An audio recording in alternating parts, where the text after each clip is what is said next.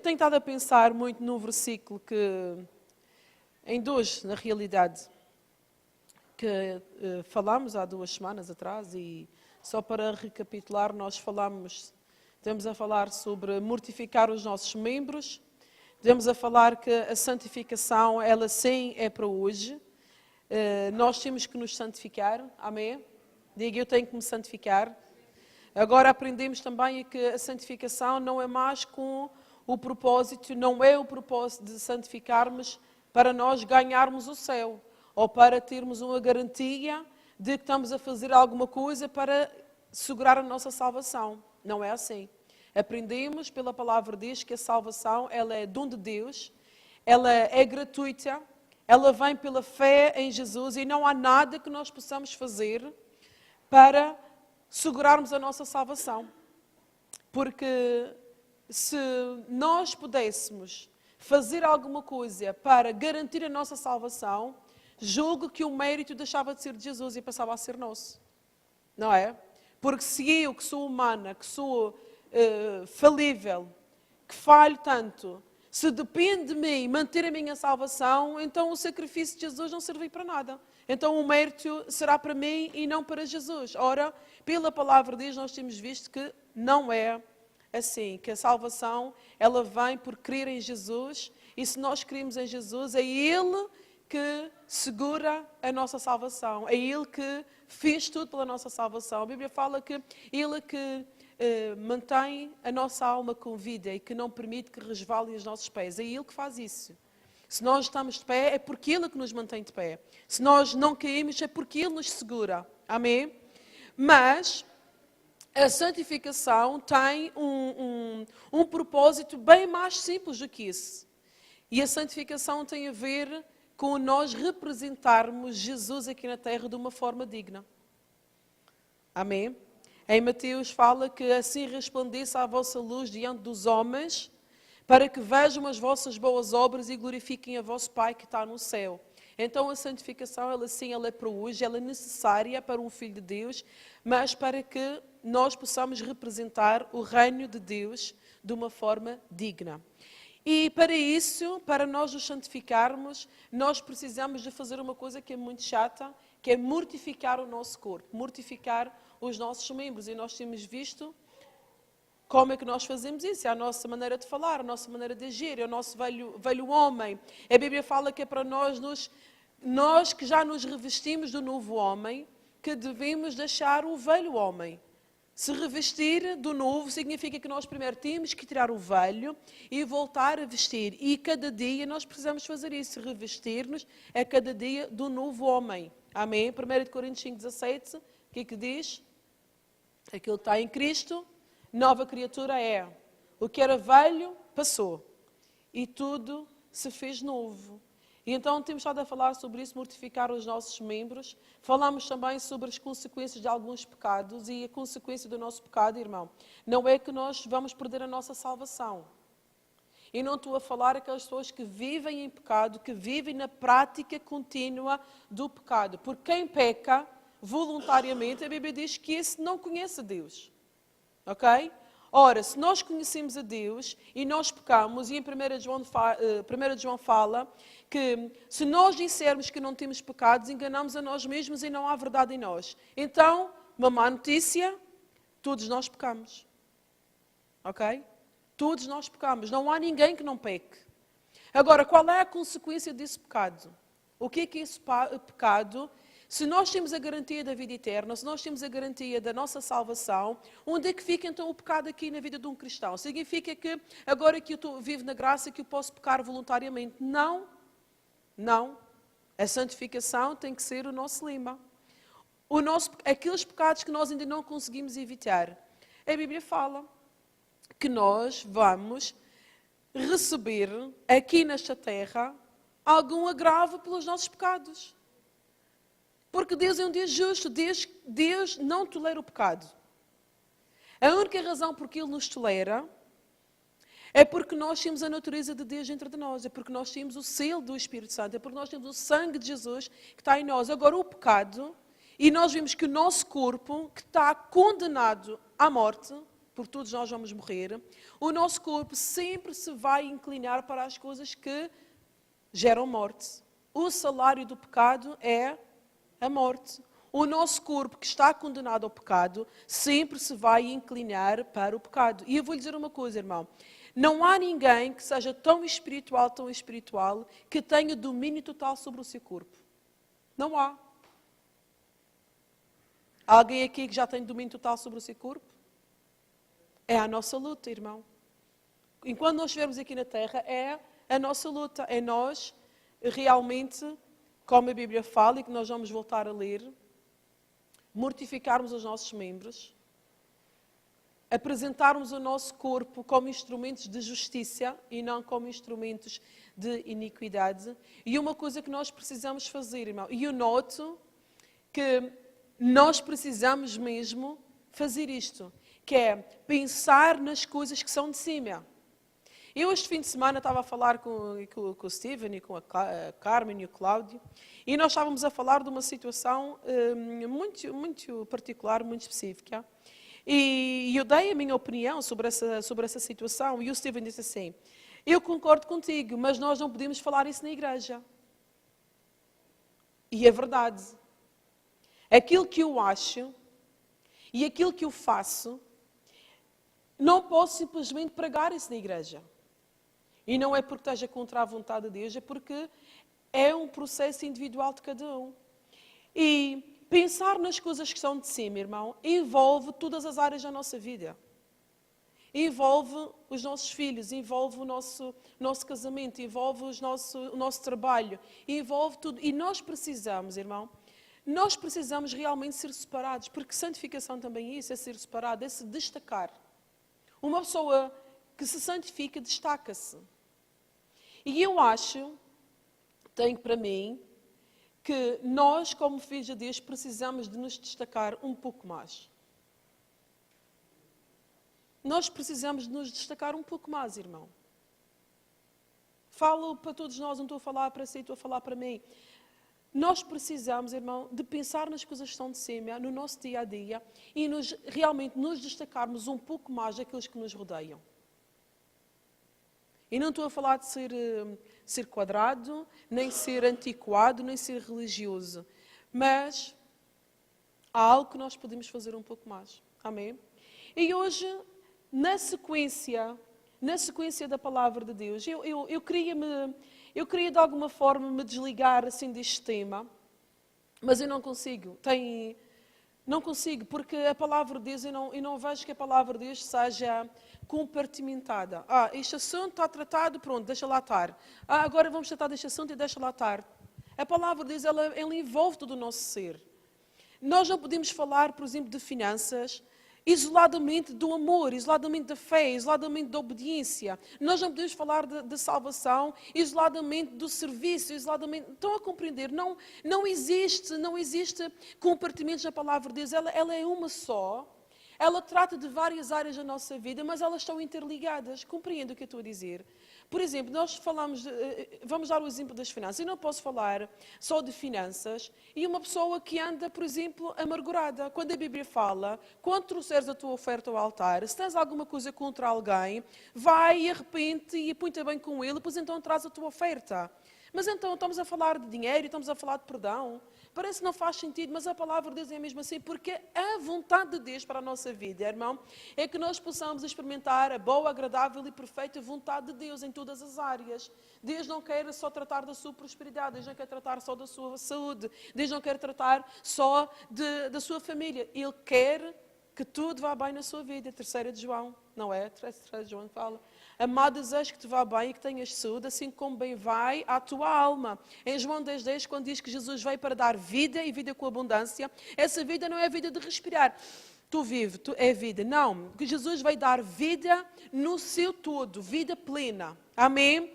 E hoje nós vamos continuar na sequência deste tema. Não vou falar mais de santificação, não vou falar mais de salvação, mas é uma continuidade daquilo que nós temos aprendido. E peço que abra, por favor, a sua Bíblia, em Romanos 6:13, que foi este versículo que tem estado muito no meu coração, e porque a Bíblia fala que a boca fala daquilo que o coração está cheio, ou da abundância do coração, disso fala a boca.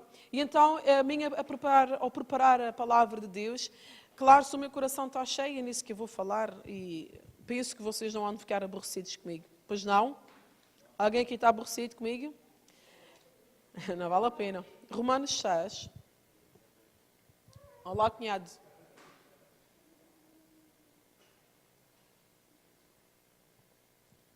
Romanos 6. No versículo...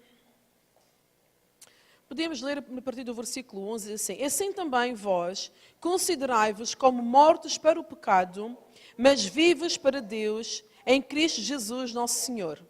Não reine, portanto, o pecado no vosso corpo mortal, para lhe obedecerdes em suas concupiscências. Nem tampouco apresentais os vossos membros ao pecado por instrumentos de iniquidade, mas apresentai-vos a Deus como vivos de entre os mortos e os vossos membros a Deus como instrumentos de justiça. Irmão, há versículos na nossa vida que, depende da altura em que eles fazem luz, eles marcam a nossa vida para sempre. Quem é que sabe o que eu estou a falar? Irmão, e este versículo ficou gravado em mim. Já o tinha lido muitas vezes, até estava aqui sublinhado, mas de alguma forma eu fiquei a pensar, para já começa por dizer não reine, no versículo 12, não reine. Reinar vem de rei. Então, se eu canto que Jesus aqui é o meu rei, se eu digo que ele aqui é o meu rei, que ele é o meu dono, e aqui está a dizer não reine, portanto, o pecado. Significa que o pecado não pode ser o rei da minha vida. Não pode ser ele que tem o domínio na minha vida. Quem tem que reinar na minha vida é Jesus. Amém? Quem tem que reinar na sua vida é Jesus.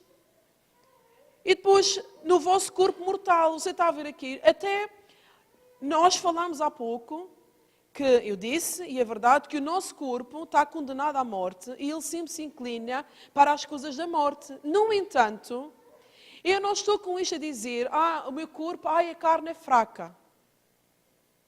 Quem é que já ouviu esta expressão? A carne é fraca. Para justificar a falta de vontade que a pessoa tem em fazer a vontade de Deus. Mas você pode ver isso desta forma, a carne é fraca, então paciência. Ou você pode pensar assim, a minha carne é fraca, mas o Espírito de Deus é forte em mim. É duas maneiras de ver a questão, não é? Eu posso dizer, a carne é fraca, como uma desculpa. Não é? Eu fiz isso porque a minha carne é fraca. A Bíblia diz que a carne é fraca. Ou você pode dizer assim, glória a Deus, porque a minha carne, na presença do Espírito Santo de Deus, a minha carne é fraca. Quem reina em mim é o Espírito de Deus. E é isso que está aqui a dizer. E depois diz, nem tão pouco apresentais os vossos membros ao pecado, irmão. E eu fiquei a pensar, quantas vezes é que nós apresentamos os nossos membros ao pecado? No nosso dia-a-dia, no nosso trabalho, na nossa vida. Apresentamos o nosso corpo, os nossos membros, como instrumentos de iniquidade. Mas a Bíblia diz, não, mas apresenta-te a Deus como vivo de entre os mortos. Quem é que está aqui que está vivo? O que é que você acha? Quem é que se destaca mais, um vivo ou um morto? O vivo destaca-se. Não é? Porque o vivo mexe-se, o vivo respira, o vivo fala. Quem está morto não tem noção de nada. E a Bíblia diz que é para nós nos apresentarmos como vivos entre os mortos. Então, significa aquilo que eu estava a dizer há pouco, que nós precisamos nos destacar só um pouco mais. Não é? Precisamos nos destacar. De entre os mortos e os vossos membros a Deus como instrumentos de justiça, porque o pecado não terá domínio sobre vós, pois não estás debaixo da lei, mas debaixo da graça. Glória a Deus. Pois que pecaremos porque não estamos debaixo da lei, mas debaixo da graça? Qual é a resposta a isto? De modo nenhum. Vamos a Colossenses. Isto é só para recapitular os versículos que dão por base à lição que nós vamos falar a seguir. Só para termos um contexto. E eu quero que você fique com isto bem firme no seu coração. Instrumentos de iniquidade, instrumentos de justiça. E agora aqui o versículo, Colossenses 3, no versículo 5, diz assim, mortificai, pois, os vossos membros que estão sobre a terra. A prostituição, a impureza, o apetite desordenado, a vil concupiscência e a avareza, que é a idolatria, pelas quais vem a ira de Deus sobre os filhos de desobediência, nas quais também em outro tempo andaste, quando vivias nelas. Mas agora despojai-vos também de tudo, da ira, da cólera, da malícia, da maldicência, das palavras torpes da vossa boca. Não minteis uns contra os outros, pois que já vos despiste do velho homem com os seus feitos e vos vestiste do novo. Você está a ver? Você que imagina um casaco velho, sujo, a cheirar mal, cheio de buracos. A Bíblia fala que nós já nos despimos do velho e já nos vestimos com o novo. Compreende? Significa que o vestir de um novo homem tem que vir uma nova atitude, tem que vir uma maneira diferente de estar, tem que haver uma maneira diferente de nós falarmos, de agirmos. Amém? Que se renova para o conhecimento segundo a imagem daquele que o criou. Então, quando nós nos renovamos segundo a imagem de Deus. Havia uma música que eu gostava muito de cantar, que era Eu quero ser um espelho de ti, Senhor. E lembro-me tão bem de uma vez que eu fui ofendida, foi mesmo... E depois eu entrei no carro e estava a dar esta música. E o que eu chorei? O que eu chorei, irmão? Porque aquilo que nós precisamos ser, aqui está a falar, para nós nos renovarmos para o conhecimento segundo a imagem. Mas para nós nos renovarmos à imagem de alguma coisa, nós temos de ter essa imagem bem diante de nós. É a mesma coisa que um artista que vai esculpir um rosto, por exemplo. Ele não vai esculpir aquele rosto assim do nada. Ele tem que ter uma foto ao lado para tentar ao máximo fazer parecido. Não é como o do Cristiano Ronaldo, que aquela... Compreende? Mas tem que ter a imagem. E quando nós nos renovamos, quando nós não nos conformamos com este mundo, mas nós nos renovamos, nos transformamos pela renovação do nosso entendimento, isso tem que ser feito à imagem de alguma coisa. E é a imagem de quem? Do pastor? Do mundo? Da igreja? Não, é a imagem, que está a falar, daquele que o criou. Quem é que criou? Foi Deus. Ok? Glória a Deus. E então, nesta ordem que a Bíblia nos dá de mortificar os nossos membros, há um membro em nós que é o mais difícil de mortificar. Desafia que alguém diga qual é que acha que é. A nossa língua, irmão. A nossa língua.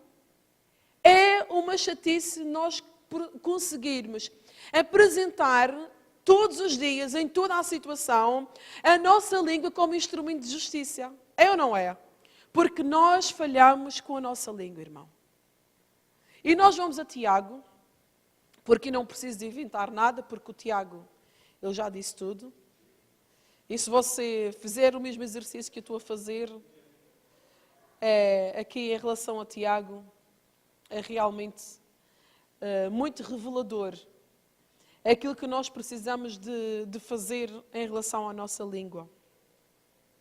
Então a fé genuína em Deus, um cristão que tem a fé de Deus, é um cristão que escolhe as palavras que saem da sua boca com muito cuidado. Eu estava a estudar esta lição e quando nós falamos sobre a nossa língua, sobre aquilo que nós falamos, a primeira coisa que vem à nossa mente, julgo eu, não sei, se calhar...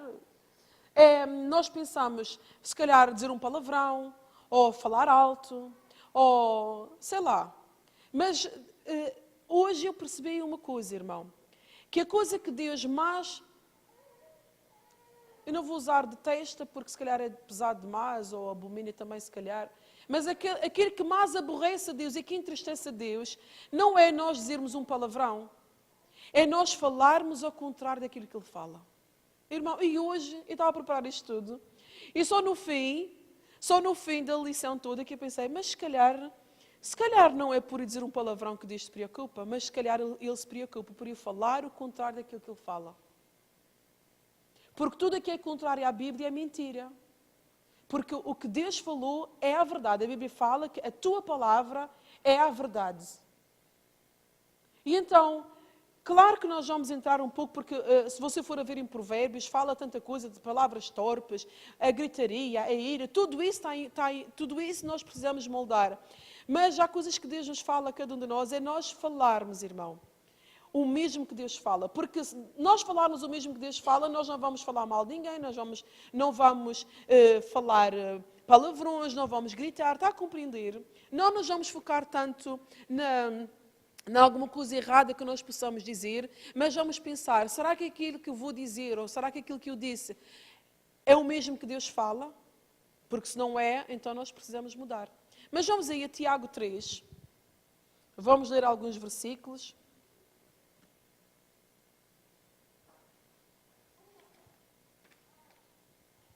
No versículo 1 diz assim: meus irmãos, muitos de vós não queirás ser mestres, sabendo que receberemos mais duro juízo. Porque todos tropeçamos em muitas coisas. Quem é que está aqui que tropeça em muita coisa? Todos nós. Se alguém não tropeça em palavra, tal varão é perfeito e poderoso para também refrear todo o corpo. Se você for capaz de controlar a sua língua, tudo o resto é fácil. Não é? Não é o que está a dizer? Se alguém é capaz de refrear a sua língua, então também é poderoso para refrear todo o corpo. Às vezes nós falamos que a nossa mente é... até os ingleses falam que a mente é o órgão o que tem mais força em nós. Mind over matter, não é que eles falam? Que às vezes as pessoas dizem que a cura está na nossa mente, a cura está no nosso pensamento positivo, a cura está nisto, está naquilo. Mas não é isso que a Bíblia fala. A Bíblia está a dizer que a nossa língua é que tem o maior poder no nosso corpo. Porque tudo o resto nós podemos controlar se conseguirmos controlar a nossa língua. Então a nossa mente, que é um campo de batalha, nós aprendemos, não sei se está certo ou não, uma coisa é certa, o diabo, ele manda pensamentos à nossa mente. Mas esses pensamentos que vêm à nossa mente só tomam forma, só tomam poder sobre a nossa vida se forem transformados em palavras. Então nós precisamos realmente tomar atenção àquilo que nós estamos a dizer. E veja no versículo 3. Ora, nós pomos freio nas bocas dos cavalos para que nos obedeçam e conseguimos dirigir todo o seu corpo. Então vamos começar a ver nos próximos versículos que o Tiago, ele estava a comparar a nossa língua com várias coisas, e algumas coisas até são mais ou menos engraçadas. Mas conforme vai progredindo a passagem, você vai ver que a comparação que ele usa para a nossa língua vai aumentando de gravidade. Porque começa por um cavalo. Nós pomos freio nas bocas dos cavalos para que nos obedeçam e conseguimos dirigir todo o seu corpo. Vede também as naus, que sendo tão grandes e levadas de impetuosos ventos, se viram com um bem pequeno leme para onde quiser a vontade daquele que as governa. Então ele passa de comparar a nossa língua a um cavalo. Quem é que já viu um cavalo selvagem? É difícil de domar um cavalo selvagem ou não é? É difícil. Mas, se o cavaleiro for lá, ainda que seja selvagem, se ele puser um freio na boca e se puser em posição de controlar o cavalo, aquele cavalo, no instante, passa de um cavalo selvagem para um cavalo que foi domado. Para um cavalo que obedece à instrução do cavaleiro que, com o freio na boca, consegue controlar a vontade daquele cavalo. E depois ele compara outra coisa. Ele compara uma nau, um navio, um barco. E não sei se você já teve curiosidade, mas por acaso uma coisa que eu gosto muito de ver, gosto de ver programas sobre navios e sobre barcos. Barcos e aviões e tudo isso. E um navio, por maior que ele seja, você há de ver que o leme é tão pequeno quanto comparado com o tamanho do navio. Assim, da mesma forma, a nossa língua, comparada com o nosso corpo, é um membro bem pequeno. Há quem tenha uma língua grande. Mas ainda com uma língua grande, é um membro pequeno comparado com o nosso corpo. É ou não é? Põe a língua de fora, que é para ver o tamanho da sua língua. Não é? É pequena a nossa língua. E diz que vê das naus que sendo tão grandes e levadas de impetuosos ventos, se viram com um bem pequeno leme para onde quiser a vontade daquilo que as governa. Assim também a língua, ele já vai fazer outra comparação, é um pequeno membro e gloria-se de grandes coisas. Quem é que está aqui que sabe o que é se gloriar de grandes coisas? É aquelas pessoas que usam de vanglórias, aquelas pessoas que eu sei, eu posso, se não fosse eu aqui, tu vais ver, eu faço o que quero da tua vida. Há pessoas que se gloriam de tanta coisa. E depois o que é que diz? Vede quão grande bosque, um pequeno fogo incendeia. Então ele aqui começa a comparar o quê? A nossa língua com um fogo. E quem é que está aqui que sabe que um grande incêndio, mesmo aqueles incêndios que nós tivemos no ano passado, começa apenas com, basta o acender um fósforo. É uma coisa pequena, não é? E a Bíblia está a comparar a nossa língua com essa pequena chama do fósforo que incendeia um grande bosque. Está a aumentar a gravidade da coisa, não está? Veja a seguir. O 6. A língua também é um fogo, como mundo de iniquidade. Ui. A língua está posta entre os nossos membros e contamina todo o corpo e inflama o curso da natureza e é inflamada por quem? Pelo inferno. E não sei quanto assim. Mas lendo aquele versículo que nós lemos em Romanos, para nós não apresentarmos os nossos membros como instrumentos de iniquidade. Ver aqui que a língua, se nós não tivermos controle sobre a nossa língua, ela é inflamada pelo inferno. Faz ou não faz sentido nós apresentarmos o nosso corpo a Deus como instrumentos de justiça e não de iniquidade? Porque aqui está a dizer, porque a língua é um fogo, inflama o curso da natureza e é inflamada pelo inferno. Porque toda a natureza, aqui você pode, a natureza selvagem, tanto de bestas feras, como de aves, tanto de répteis, como de animais do mar, se amansa e foi domada pela natureza humana. Então, o homem tem em si a capacidade de domar todos estes animais selvagens, é ou não é? Mas nenhum homem pode domar a língua. É um mal que não se pode refriar. Está cheio de peçonha mortal, de veneno. Com ela bendizemos a Deus o Pai e com ela amaldiçoamos os homens feitos à semelhança de Deus. De uma mesma boca procede bênção e maldição. Meus irmãos, não convém que isto se faça assim. Não convém. E o cristão não pode falar de forma incoerente. Um cristão não pode falar de forma contraditória à palavra de Deus. Não pode falar de forma contraditória àquilo que nós dizemos que acreditamos. E sabe que o próprio Jesus disse isso? E nós vamos ver uma passagem. Vamos aí a Mateus. Mateus 12. Mas antes de irmos lá, vamos só acabar esta parte. Com ela bendizemos a Deus o Pai e com ela amaldiçoamos os homens, feitos à semelhança de Deus. De uma mesma boca procede bênção e maldição. Meus irmãos, não convém que isto se faça assim. Porventura, dá-te alguma fonte de um mesmo manancial, água doce e água amargosa? Meus irmãos, pode também a figueira produzir azeitonas ou a figueira figos? A resposta a estas duas perguntas é não. E então ele termina dizendo, assim tão pouco de uma fonte pode dar água doce e água salgada. Não existe isso. Não pode ser do mesmo tanque água boa para beber e água com veneno. Não pode uma figueira dar abrolhos, nem uma laranjeira dar pera. Não é assim. Porque da abundância do coração, é isso que fala a boca. E vamos ver o que Jesus falou em relação a isso. Mateus 12, Mateus 12.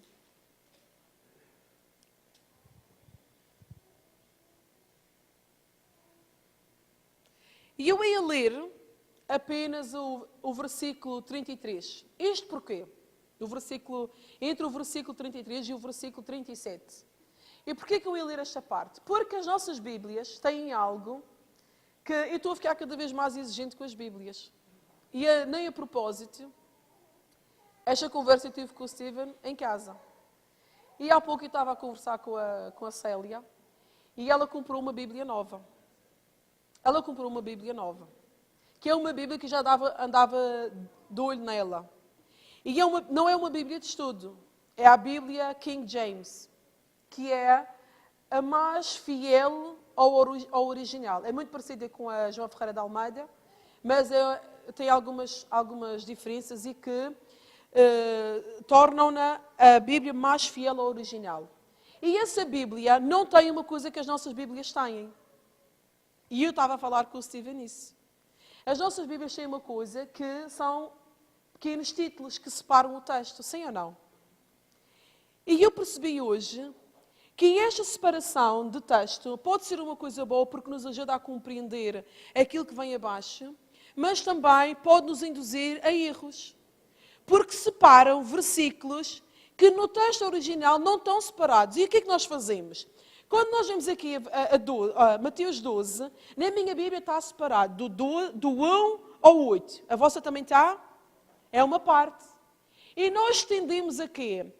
Quando nós estudamos, a estudar assim só essa parte, porque como se tivesse arrumado por assuntos. E depois fala do 9 ao 21. A vossa também está? Pronto. E depois do 22 ao 32. E acaba ali.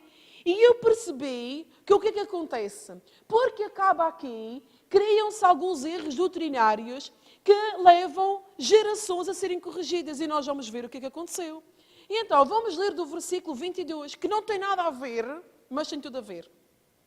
Diz assim: trouxeram-lhe então um endemoninhado, cego e mudo. E de tal modo o curou, que o cego e mudo falava e via. E toda a multidão se admirava e dizia: não é este o filho de David? Mas os fariseus, ouvindo isto, diziam: este não expulsa os demónios, senão por Belzebu, o príncipe dos demónios. Jesus, porém, conhecendo os seus pensamentos, disse-lhes: todo o reino dividido contra si mesmo é devastado. E toda a cidade ou casa dividida contra si mesma não subsistirá. E se Satanás expulsa a Satanás, está dividido contra si mesmo. Como subsistirá, pois, o seu reino? E se eu expulso os demónios por Belzebu, por quem os expulsa então os vossos filhos? Portanto, eles mesmos serão os vossos juízes. Mas se eu expulso os demónios pelo Espírito de Deus, é, conseguintemente, chegado a vós o reino de Deus. Ou como pode alguém entrar em casa do homem valente e furtar os seus bens, se primeiro não maniatar o valente, saqueando então a sua casa? E você pode estar a pensar até agora: mas o que é que isto tem a ver com o falar na língua? Com o domar a nossa língua? Você que note que os fariseus em cima, eles falaram ou não falaram? Eles diziam entre si. E Jesus, que conhece o pensamento, ele soube aquilo que eles estavam a dizer. E depois ele começa a explicar. Então, se os demónios expulsam-se a si mesmos, então o seu reino não subsistirá, porque é impossível uma casa estar dividida. E depois ele diz, então, e se eu expulso os demónios pelo Espírito de Deus, então vocês têm que acreditar que o reino de Deus chegou a vocês. Eles eram incrédulos. Está a compreender? Eles eram incrédulos.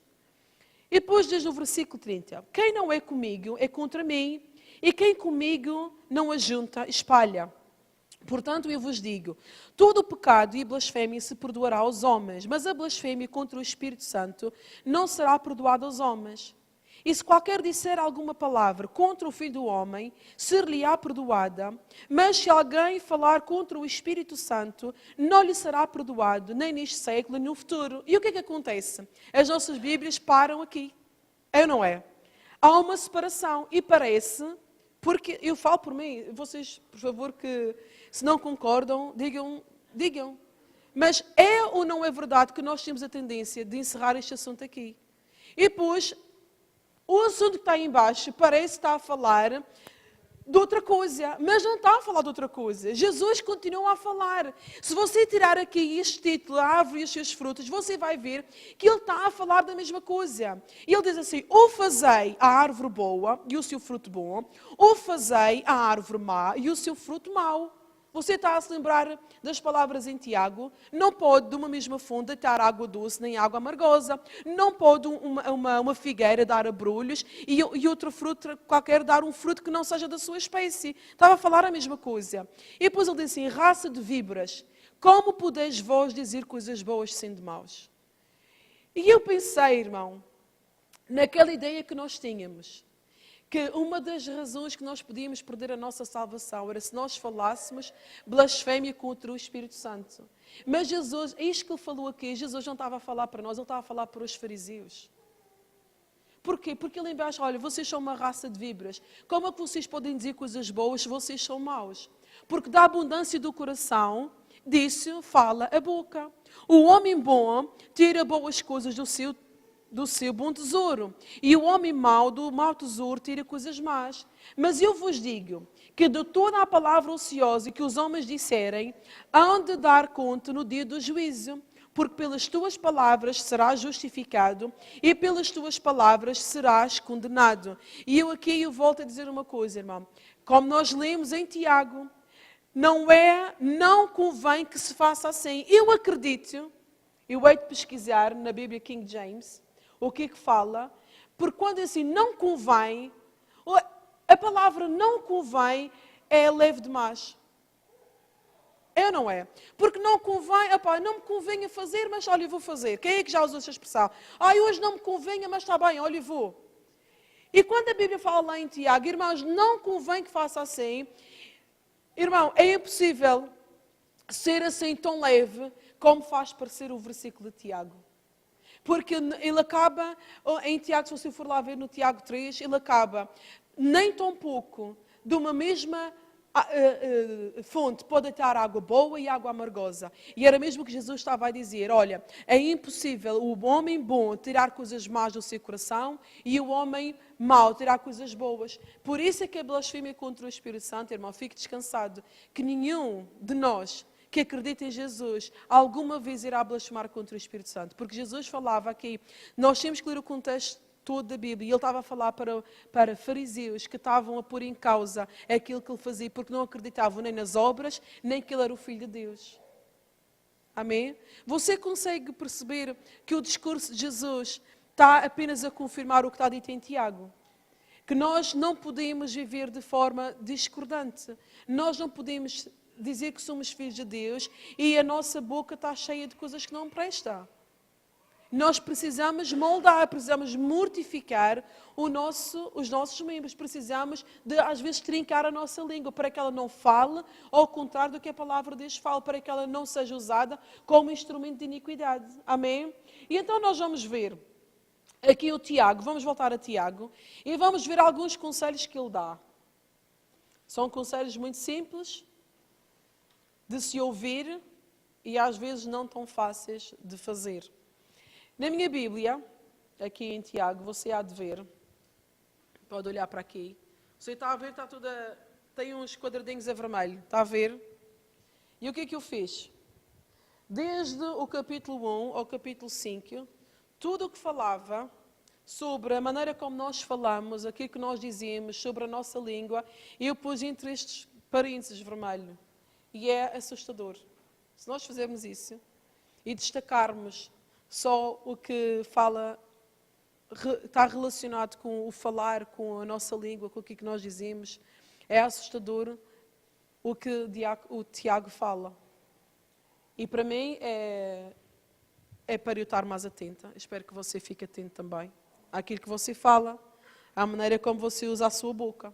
Então, conselhos de Tiago. Vamos voltar ao Tiago 1, ao início, e vamos ver o primeiro conselho que ele dá em relação àquilo que nós falamos. Tiago 1, no versículo 19, diz assim: sabem isto, meus amados irmãos, mas todo homem seja pronto para ouvir, tardio para quê? Para falar. Tardio para falar e tardio para se irar. Então, um conselho que Tiago dá é, pensa 4 vezes antes de tu falares. Não sejas tão rápido a responder. Porque uma pessoa que responde muito rapidamente traz muitos dissabores à sua vida. E eu já fui uma pessoa assim. Ainda faço o processo mental que tenho resposta para tudo na hora, mas já aprendi a calar a minha boca, porque nem sempre aquilo que a gente diz deve ser dito. E sabe uma coisa, se você pedir sabedoria a Deus, porque no contexto de Tiago, se você for a ler Tiago aí no versículo 1:6, o que é que ele diz? No 5, e se algum de vós tem falta de sabedoria, peça a Deus, que a todos dá liberalmente. Se você pedir sabedoria a Deus, para você aprender a refrear a sua língua, eu garanto que Deus vai lhe dar. Porque aqui está, eu garanto, não, a própria palavra diz garante, porque ele diz que a todos dá liberalmente e não o lança em rosto e ser-lhe-á dado. Então, você e eu, nós temos que seguir o conselho de Tiago. O primeiro conselho é, seja tardio para falar. Pense 20 vezes antes de responder. Não, porque às vezes nós somos precipitados na nossa resposta e às vezes, se nós analisarmos um pouco melhor a questão, nós vamos ver que se calhar não temos razão de falar. Se calhar nós é que estamos errados na situação. Se calhar nós podemos aprender com aquela situação. Então diga, eu vou ser tardio para falar. Amém? Toma lá. Veja no versículo 22. É outro conselho. E diz assim, e sede cumpridores da palavra, e não somente ouvintes, enganando-vos com falsos discursos. Quem é que está aqui que já teve com alguém que tinha o discurso perfeito, mas que não cumpria nada daquilo que falava? Não é? Porque nós podemos nos enganar a nós mesmos com falsos discursos, mas nós não enganamos a Deus. E então, o conselho para cada um de nós, irmão, se você for tardio para falar, os seus discursos vão ser poucos, então você não vai mentir. Você não vai prometer, não vai fazer juras. Que isso é uma coisa que nós também precisamos aprender a moldar. Eu juro. O mundo fala uma expressão que é mais jura, mais mente. O mundo fala. Mas a Bíblia também fala que é para nós não jurarmos nem pelo céu nem pela terra. Porque Deus está no céu e nós estamos aqui na terra. Quem somos nós para jurar? Mas a Bíblia fala, se ainda assim nós fizermos algum voto a Deus, nós temos que ser rápidos em cumpri-lo.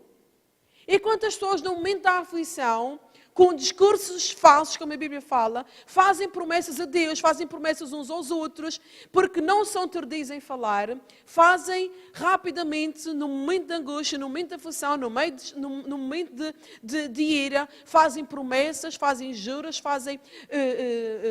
prometem coisas que depois, quando a situação passa, não são rápidos em cumprir o seu voto. E a Bíblia não se agrada disso. Amém? Então diz assim, sede cumpridores da palavra e não somente ouvintes, enganando-vos com falsos discursos. Não mintas, não prometas nada. Cumpre a tua palavra. Seja cumpridor, não só da palavra de Deus, mas da sua palavra. Se você disse que ia fazer, faça. Se você disse que venha, vá. Se você disse que fazia, faça.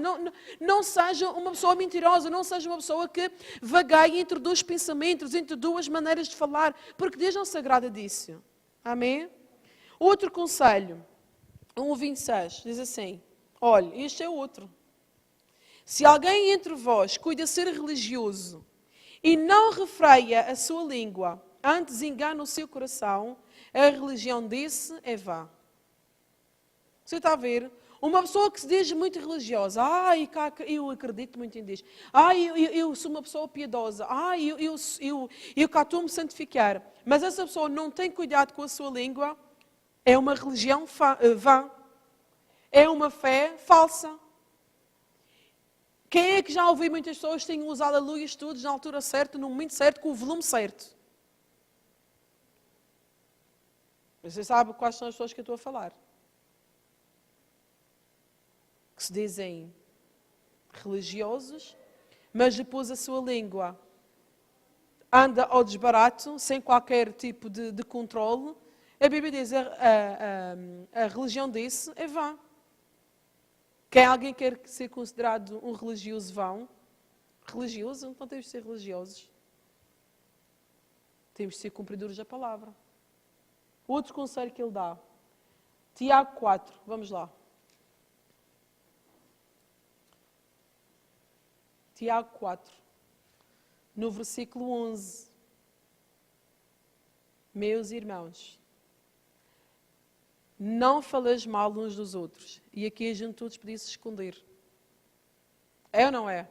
Quem é que já falou mal de alguém cá dentro? Eu não. É mentira, irmão. Todos nós, num momento ou no outro, falamos coisas que não devíamos, uns contra os outros. Porquê? Porque não somos tardios em falar, falamos precipitadamente e acabamos por fazer juízos de valor, julgamentos que não são de Deus. E aqui está a dizer, irmãos, não faleis mal uns dos outros. Quem fala mal de um irmão e julga o seu irmão, fala mal da lei e julga a lei. E se tu julgas a lei, já não és observador da lei, mas juiz. Ora, e nós sabemos que só há um legislador e um juiz que pode salvar e destruir. Tu, porém, quem és que julgas o outro? Quem é que tu julgas que és para julgar o outro irmão?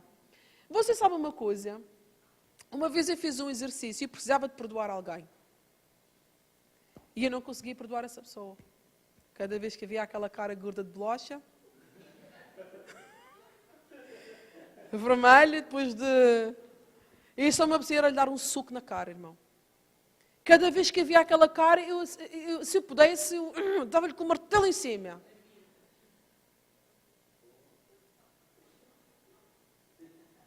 E sabe qual foi o exercício que eu tive que fazer? Eu tive que pensar, Jesus, quando morreu na cruz, também morreu por ele. Sabe que foi a única forma que eu consegui começar a perdoar aquela cara de bolacha? Porque eu estava mesmo... Porque eu estava mesmo zangada, eu estava mesmo chateada. E sabe uma coisa? Eu tinha razão. Eu tinha razão. Mas eu sabia que eu precisava de perdoar, porque eu não me queria privar da graça de Deus. E eu tive que pensar assim, e nós precisamos fazer isso. Quando aqui diz, não faleis mal uns dos outros, porque só há um juiz, está a falar disso, olha, o juiz está no céu, ele é que sabe, ele é que julga. E ele é um justo juiz, irmão. E a justiça de Deus não é a nossa justiça. Sabe que ele não julga, tu tens razão e vou-te dar a razão. Não, a justiça dele, porque ele sonda os corações. Ele sabe as intenções do nosso coração quando nós mesmo ainda desconhecemos. Ele sabe tudo isso. E nós precisamos de várias vezes nos lembrar, ok, quando Jesus morreu, também foi por aquele desgraçado que me lixou a vida. Quando Jesus morreu, também foi por aquele irmão que tende a pisar o calcanhar. Você está a compreender, irmão? Nós precisamos de olhar uns para os outros com a compaixão de Jesus. E isto não é fácil. Mas é um conselho que o Tiago está a dar. Só há um legislador e um juiz que pode salvar e destruir. Tu, porém, quem é que tu julgas que és? No capítulo 5, no versículo 9. Bem, bora dizer eles para se calar. Eu sei, mas está muito barulho.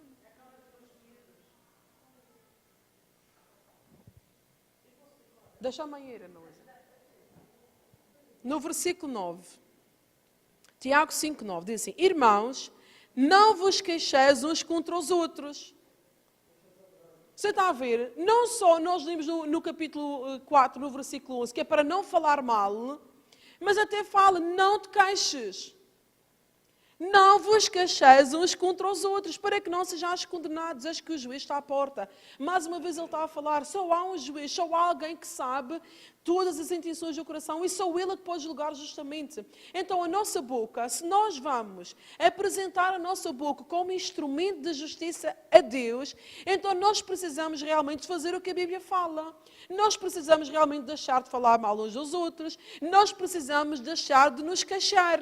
Quem é que está aqui que conhece pessoas que são caixinhas? Reclamam de tudo. E não só são caixinhas, como são murmuradores, porque com a caixa vem a murmuração. Então, aqui está a dizer, não vos queixeis uns contra os outros. Vamos fazer a palavra de Deus. Não faça juramentos, veja aí no 12. Mas, sobretudo, meus irmãos, não jureis nem pelo céu, nem pela terra, nem façais qualquer outro juramento, mas a vossa palavra seja sim, sim, e não, não, para que não caiais em condenação. Sim, sim, e não, não. Ou é ou não é. Ou é. Sabe que este é um princípio de Deus? Sabe que Deus, todos os princípios dele são ditónicos. Só existe ou é ou não é? Ou é bênção ou é maldição, ou é morte ou é vida, ou é céu ou é inferno, ou é crente ou não é crente, ou é justo ou é injusto, ou é santo ou não é santo. Não existe um meio termo. Isso nós temos a natureza de Deus, também dentro de nós tem que ser assim. Sim, sim, não, não. O problema é que às vezes não sabemos lidar com situações e não sabemos dizer aquilo que realmente queremos dizer. Mas também, Tiago, no início, ele fala: se algum de vós tem falta de sabedoria, peça a Deus. Porque às vezes não é fácil dizer que não. Quem é que sabe que é verdade? Às vezes não é fácil dizer não. Às vezes não é fácil dizer sim. E então o que é que nós fazemos? Nós arranjamos ali uma coisa pelo meio, que é para a gente de alguma forma se safar. Mas a Bíblia fala: não faças isso. As palavras da nossa boca têm que ser sim, sim, ou não, não. Não há intermédio. Estão a compreender? Toda a gente está a perceber? Glória a Deus. Então o cristão não pode falar de forma incoerente, de forma dissonante da palavra de Deus, de forma contraditória com a sua posição em Cristo. E se nós formos a ver, se você tiver a curiosidade de ir a Provérbios, está cheio de versículos bíblicos, irmão, que falam sobre como deve ser a nossa conduta, o nosso falar, a maneira como nós aplicamos a nossa língua. E a Bíblia fala, pode abrir em Salmos 37, um versículo que eu gosto muito, para nós vermos o que é esperado de nós que somos filhos de Deus.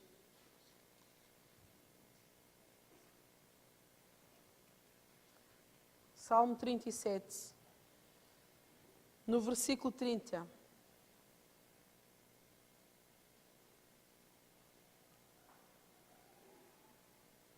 Está toda a gente lá? E você que veja o que diz assim: a boca do justo fala da sabedoria, a sua língua fala do que é reto. Que versículo maravilhoso, irmão. Você não acha? Salmo 37, no versículo 30. A boca do justo fala da sabedoria, a sua língua fala do que é reto. Então, este aqui é o padrão, irmão. O padrão para nós como filhos de Deus não é andarmos a vaguear entre dois pensamentos, não é sermos caixinhas, não é sermos maldizentes uns dos outros, não é falar maldição, não é jurar em momentos de aflição ou de ira. A boca do justo fala de sabedoria e os seus lábios, sua língua, fala do que é reto. Ou seja, a melhor maneira de nós moldarmos a nossa língua é começarmos a falar o mesmo que Deus fala. Porque se fala do que é reto, toda a palavra de Deus é reta. Temos que falar o que Deus fala, mas para falarmos o que Deus fala, nós precisamos conhecer o que Deus fala. Nem que seja por imitação. Se você ainda não consegue descobrir, não consegue pôr do seu tempo para você ler a palavra de Deus, comece a ouvir aquelas pessoas mais velhas que você na fé, que são exemplos da fé, comece a imitar. Porque isso vai criar um bom hábito dentro de si. Mas não vamos ser como o cavalo desenfreado, não vamos ser como um pequeno fogo que incendeia um grande bosque, não vamos ser como um navio descontrolado, não vamos ser inflamados pelo inferno. Vamos fazer como aqui fala. Falar de sabedoria, falar do que é reto, falar o mesmo que Deus fala. Amém? Glória a Deus. Era isso que eu tinha para falar hoje a vocês. Tinha muitos de versículos, mas não é